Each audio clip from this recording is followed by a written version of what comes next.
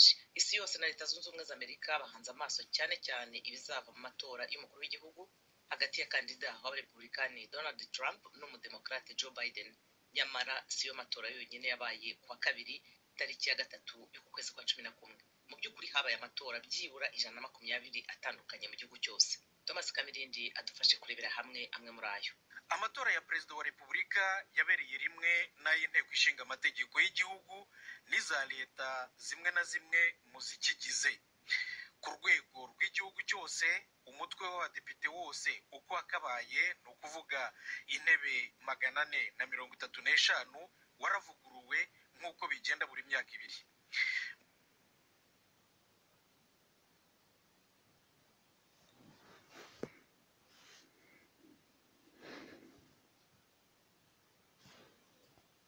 Muri Sena intebe 35% ziyigize nazo zaravuguruwe. Niko bisanzwe buri myaka ibiri kuri 1/3 cya Sena. Ku rwego rwa za leta intebe z'abaguverineri 11 zaravuguruwe. Uretse ibyo abaturage ba leta nyinshi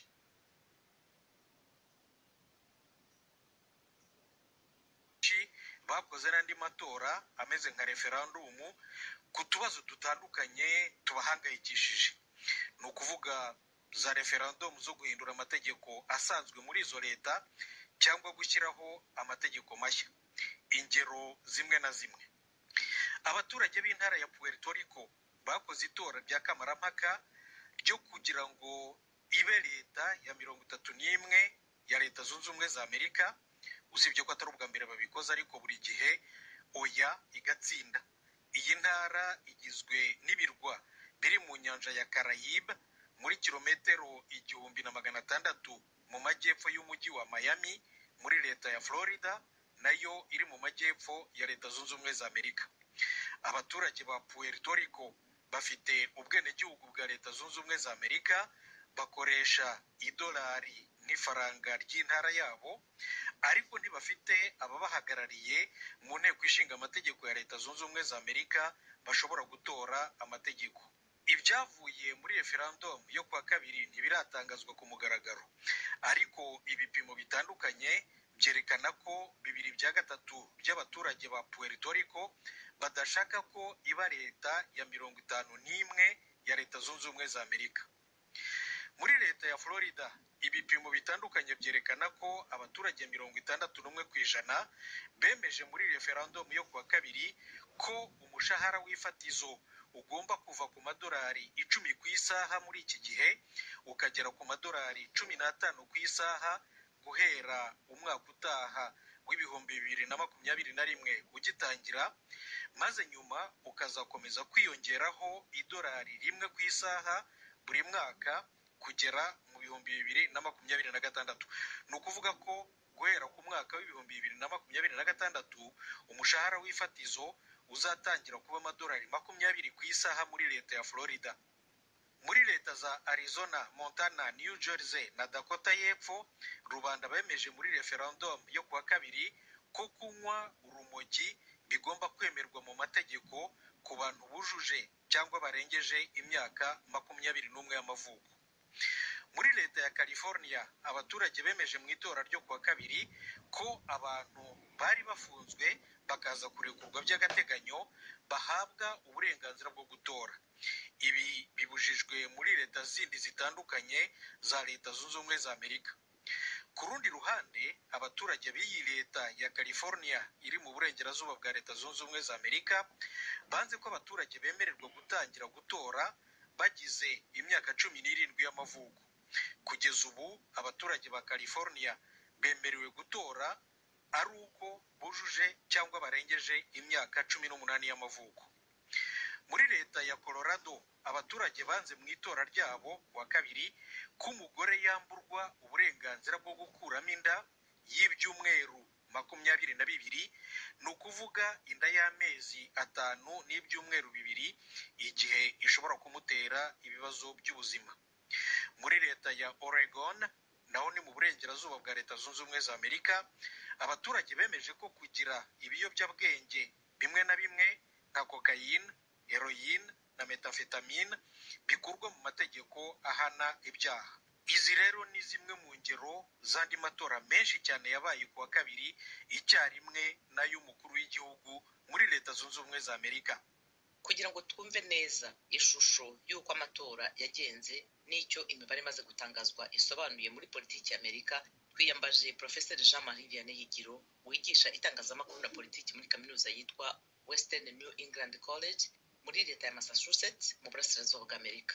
Profeseri Higiro yavuganye na mugenzi wacu Etienne Karekezi ku majwi amaze kuboneka hagati y'abakandida perezida Donald Trump na Joe Biden.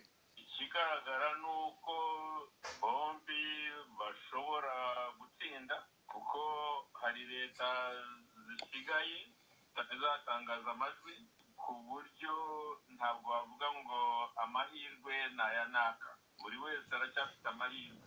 birumvikana amajwi arahinduka umwanya ku wundi ntawamenya aho bigenda byerekeza, ariko se mushingiye ku bihe byashize uko amajwi ashobora kujya hamwe akajya ahandi, murabona igisigaye ari iki kuri buri mukandida? biriya uko nabibonye ntabwo bihuye n'ibyo twari tumenyereye, kubera ko abantu benshi bakoresheje impapuro aboherereje. Hari abatekereza ko ibyo byakozwe kubera iki cyorezo turimo, hari abatekereza kubera ko izo mpapuro bagiye bazohereza abantu hashobora kuba harimo uburiganya. Nta gitangaza rero cyaba kirimo, ubonye ko ibibazo bimwe bishobora kujya mu nkiko no gutangaza uwatsinze ntibibe vuba, kubera nyine ko icyo kibazo gishobora kubanza kunyura mu nkiko, cyane cyane ko nibitagaragara neza ko hari uwatsinze, icyo gihe bishobora kubanza kunyura mu nkiko. muri make muragira muti amajwi ataremezwa ataratangazwa ku buryo bugaragara ari muri za leta z'ibikonyuzi, ndavuga Arizona, ndavuga leta ya Wisconsin, Michigan na Pennsylvania, ko ari amajwi ashobora kugibwaho impaka bigatinda. ashobora kugirwaho impaka bigatinda. ubwo rero izo za leta zisigaye urebye nizo ziri buze kwerekana ku buryo budasubirwaho uwatowe, nizerekana ku buryo budasubirwaho uwatowe, urumva ko inkiko ntabwo ziri buze kuba zikenewe. ubu rero biracyari kare kumenya niba inkiko ziri buze kubizamo. Profeseri Higiro, mwigisha itangazamakuru n'ibirishamikiyeho bijyanye na politiki ubwayo nyirizina, isomo mwatubwira abantu bakura kuri aya matora aho bigeze aha ni irihe? isomo rya mbere ku byerekeye itangazamakuru, kuva mu kwezi kwa gatandatu itangazamakuru ryavugaga ko abademokarate bazatsinda kandi bagatsinda ku buryo budasubirwaho. bakora n'amaperereza, ariko ntabwo ariko byaraye bigenze, ntabwo ariko byagenze. byameze nk'iby'ubushize muri 2016, aho nanone ibinyamakuru iperereza byatubwiraga ko uzatsinda ari Hillary Clinton, kandi ntabwo ariko byagenze. siko byagenze. ni ukuvuga rero ko ibinyamakuru, abantu bakora iperereza bagombye kongera gushishoza, bagasubira mu buryo bwo gukora iperereza, dore ko ubu haje uburyo bw'itumanaho abantu bakoresha ku buryo kumenya umuntu, kugira ngo abanyamibare bakore uburyo bwiza bwo gutuma iperereza rigenda neza, bigomba kuba bigoye muri iki gihe. ndabashimiye cyane Profeseri Jean-Marie Vianney Higiro. nanjye ndabashimiye kuba mumpaye ijambo. Etienne Karekezi urakoze. tuve muri Amerika tugana mu Rwanda. nyuma ya kaminuza 3 ziherutse gufungwa na leta y'u Rwanda zishinjwa imikorere mibi, indi kaminuza yafunze imiryango yo ivuga ko ari ikibazo cy'ubukungu butifashe neza. abigaga muri iyo kaminuza y'icungamutungo n'ibaruramari batangaje ko babuze aho berekeza kuko abarimu batarabasha kubaha amanota yabo ku mpamvu z'uko nabo badahembwa. umunyamakuru w'Ijwi ry'Amerika Asumta Kaboyi i Kigali mu Rwanda afitiye inkuru irambuye. iyi kaminuza izwi ku izina rya Kimu iherereye mu mujyi wa Kigali mu karere ka Kicukiro. mu itangazo yasohoye yatangaje ko ifunze imiryango kubera ibibazo by'ubukungu ndetse isaba abayigagamo kwishakira andi mashuri. Ubuyobozi bw'iyi kaminuza bwatangarije radiyo Ijwi ry'Amerika ko ihomba ry'iki kigo cyabo ryatewe n'umwenda iyi kaminuza yafashe mu mabanki, ariko ngo icyorezo cya COVID-19 nacyo cyongereye ibibazo. Ku ruhande rw'abanyeshuri bo bavuga ko bakiri mu gihirahiro kuko bataramenya aho berekeza. Nuko kimwe yatubwiye ko ihagaritse ibintu byo kwigisha kubera ibibazo ifite by'amafaranga, ariko ikibazo dufite bari kutubwira ngo abarimu bamwe bimenya amanota kubera ko batabishuye. Urumva rero twabuze amatranscript, izindi kaminuza zaratangiye kwigisha, twahamagara abarimu bakatubwira ati ntabwo bari butange amanota kubera ko batarishuye.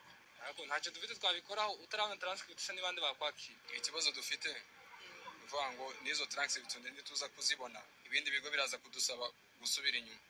Ahubwo twebwe ikintu twasaba nka eke yareba uburyo yadufasha kuko gufata transcript tukijyana ku kigo warusigaje amasomo 3 cyangwa 2, kandi uko tubize amategeko ya heke uvuga ngo iyo urekrashije ukajya kuri indi university bisaba kwiga 50%. Ubwo rero umva yuko ni ikibazo gikomeye twebwe nko ku bantu twari dufite dusigaje amasomo make. Rero badufasha bakadukurikirana ikibazo cyacu kugira ngo ibintu bigende neza natwe tubashe kwiga. Icyo twifuza ni uko batubwiza ukuri bakatubwira ngo ibyarananiranye mugende mushaka ibindi bigo, niba tuzasubira inyuma nabyo tukabimenya. Iyi kaminuza yashinzwe na Bwana Peter Rutara witabye Imana umwaka ushize. Umugore we Madamu Kayisengerwa Rachel wasigaranye ubuyobozi avuga ko urupfu rw'umugabo we rwongereye ibibazo muri iyi kaminuza. Yemeza ko bamaze amezi agera ku 10 badahemba abarimu. Ku ishuri rero twabaye duhagaritse kubera ibibazo twagize by'ubukungu. Twafashe inguzanyo twubaka amashuri, noneho abanyeshuri baragabanuka, hazamo n'ibibazo bya corona, mbese biba birebire tubura amafaranga yo kwishyura. Ariko byatangiye na mbere ya corona, gusa nyine corona ijemo birahubuka nyine kubera ko twamaze amezi 6 yose dufunze tudakoma. Ko bahoze batubwira ko batarimo guhabwa amanota yabo kugira ngo bajye gushaka ibindi bigo, byo murabafasha iki nk'ubuyobozi? Turimo kubafasha. Ikibazo cy'amanota turakizi kubera ko hari abarimu batinze kuyazana, ariko ejo dufitanye inama nabo kugira ngo tubabwire bayihutishe bareke gukereza abanyeshuri.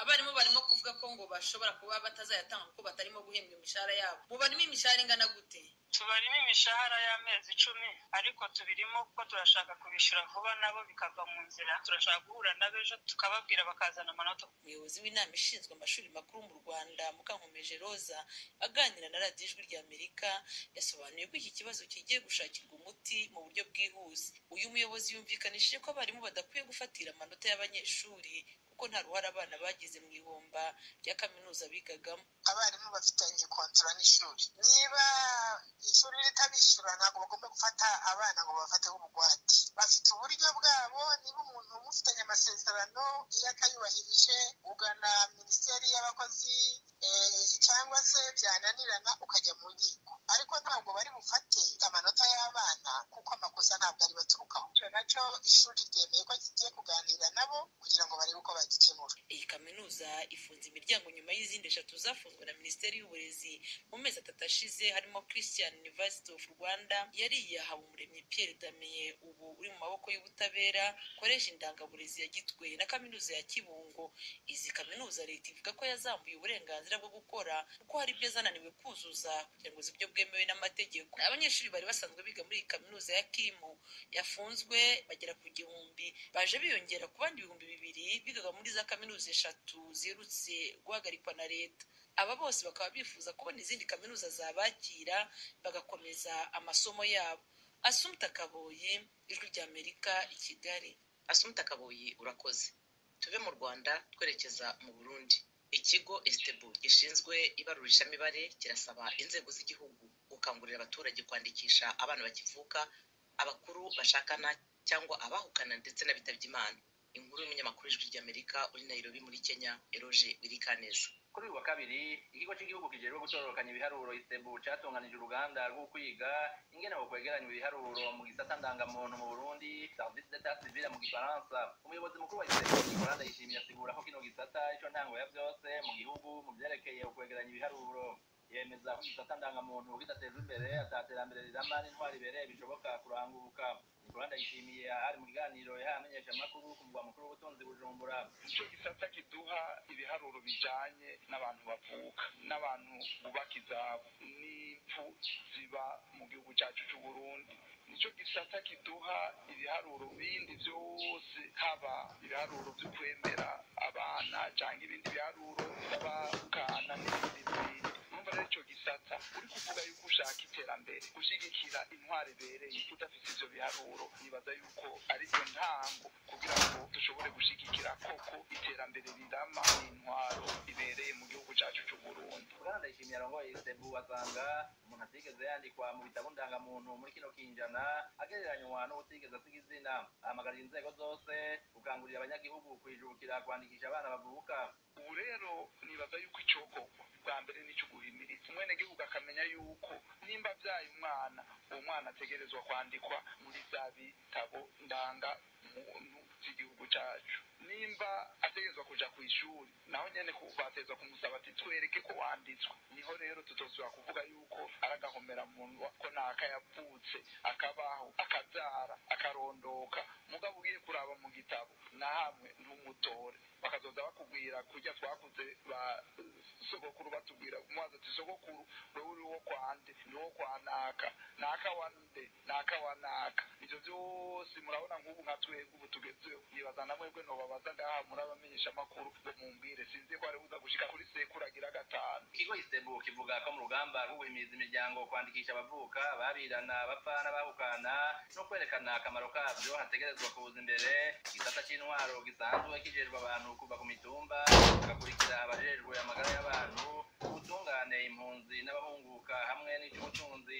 Ikigo kimenyesha kandi kwitororokanywa ry'ibitigiri mu bisata bitandukanye, zaba za rusansuma z'abantu canke ayandi matohoza, kiba ico gicapo c'ukuri c'igihugu. Igihugu ry'Amerika ryagerageje kurondera umuyobozi mukuru ajejwe ivyerekeye ibikorwa ndangamuntu mu bushikiranganji bw'intwaro yo hagati kugira ngo atubwire urugero ibisabwa n'ikigo Istebu biriko, ariko ntitwamutoye haba kuri telefone yiwe ngendanwa n'iyo mu biro. Mugabo Burundi buri mu banyeshuri beza ugereranije n'ibindi bihugu vya Afurika muri ico gisata, nk'uko ivyigwa bitari bike vy'ishirahamwe ry'ubumwe bwa Buraya bivyerekana. Mbere n'abasangwa butaka badakunze kwandikisha abana bavuka, ingo z'ababirana n'abitaba Imana, hari imigambi myinshi yo kubahimiriza yashizweho n'uburyo bwatekanijwe bwo kubibakorera ku buntu. Eroje Urikaneza, Ijwi ry'Amerika.